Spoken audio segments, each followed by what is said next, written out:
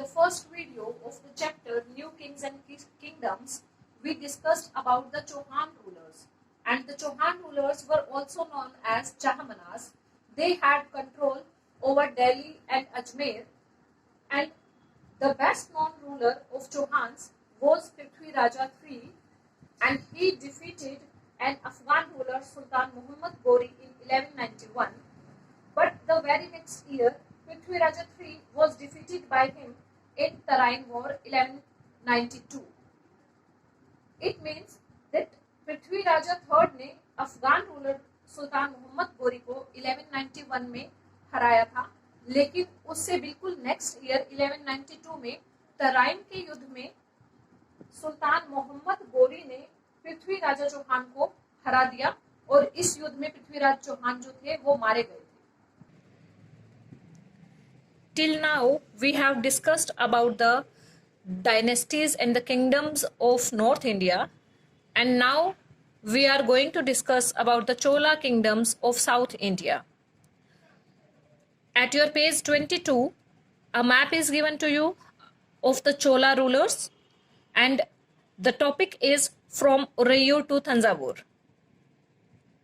How did the Cholas rise to power? Cholas power में कैसे आए?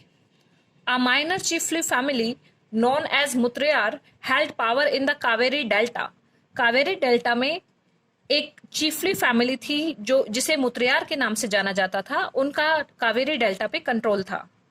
They were subordinate to the Pallava kings of the Kanchipuram. वो कांचीपुरम के जो पल्लवा किंग्स थे उनके सबऑर्डिनेट्स थे. विजयलया जो उरैयूर से बिलोंग करता था, विजयलया ने मुत्रयार के ऊपर 9th सेंचुरी में कंट्रोल कर लिया. मुत्रयार से विजयलया ने इस एरिया को अपने कब्जे में ले लिया. He built the town of Thanjavur and a temple of Nishumb Sudini goddess there. Vijayalaya was the ruler of Chola Empire, and he built the town of Thanjavur. And his successors conquered the neighboring regions such as the Pandyan and the Pallava territories. उसके successors ने पल्लवा और Pandian territories के ऊपर अपना अधिकार कर लिया. And the most powerful Chola ruler was Raja Raja I. He became the king in 985, and Raja Raja's son Rajendra I even raided the Ganga valley. He established there the city named as Gangaikonda Cholapuram. He conquered Sri Lanka, the countries of Southeast Asia, through the sea routes by developing a navy. And our next topic is splendid temples and bronze sculptures. Raja Raja I built the temple of Thanjavur, and his son Rajendra I built the temple of Gangaikonda Cholapuram, and these temples were the marvels in architectural and sculpture form. And these temples were not only places of worship, they were the hubs of economic, social and cultural life as well. These were centers of craft production. These temples were provided with land by the rulers as well as other persons. The produce of this land went into maintaining all the specialists who worked at the temple, like the priests and the sweepers, garland makers, etc.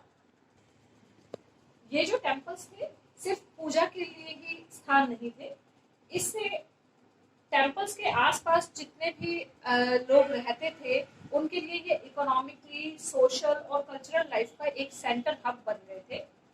और यहाँ पे craft production भी बहुत ज्यादा होने लगा था क्योंकि गार्लैंड मेकर्स यहाँ होते थे, और जो क्राफ्ट प्रोडक्शन में वो अपने हैंडीक्राफ्ट कुछ स्कल्पचर्स वगैरह बनाते थे, मूर्तिकार वहाँ रहने लगे थे. And these temples were provided with land. इनको रूलर्स जो थे वो इन टेम्पल्स को अपनी जमीनें इनके लिए दान में दे देते थे, और कई लोग जो बड़े महाराजा के पास जो काम करते थे, जो वर्कर्स जो उनके एम्प्लॉइज होते थे, जिनके पास बहुत जमीनें होती थी, वो भी इन्हें रिवॉर्ड के तौर पे अपने टेम्पल्स जो थे वो गिफ्ट में दे देते थे.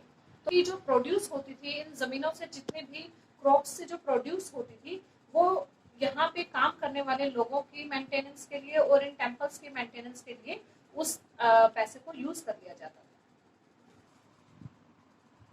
And amongst the crafts associated with temples, the making of bronze images was the most distinctive. सबसे ज्यादा जो इस टाइम पीरियड की, चोला टाइम पीरियड की जो ब्रॉन्ज इमेजेस थी, आज तक वर्ल्ड की सबसे ज्यादा फाइनेस्ट जो ब्रॉन्ज इमेजेस मानी जाती है. Now our topic is agriculture and irrigation. Cholas time period में एग्रीकल्चर और इरिगेशन वर्क जो था वो बहुत ज्यादा डेवलप हो चुका था. इस टाइम में जो फार्मिंग थी वो ज्यादातर लोगों का सबसे ज्यादा फेमस ऑक्यूपेशन बन चुका था. Farming was the main occupation of most people and farmers had some of the highest positions in the society. Society में उनको बहुत हाईएस्ट पोजीशन दी गई थी और रूलर्स और पूरी सोसाइटी जो फार्मर्स थे उनको बहुत ही इज्जत देती थी. Large number of wells were dug and tanks were constructed for the work of irrigation.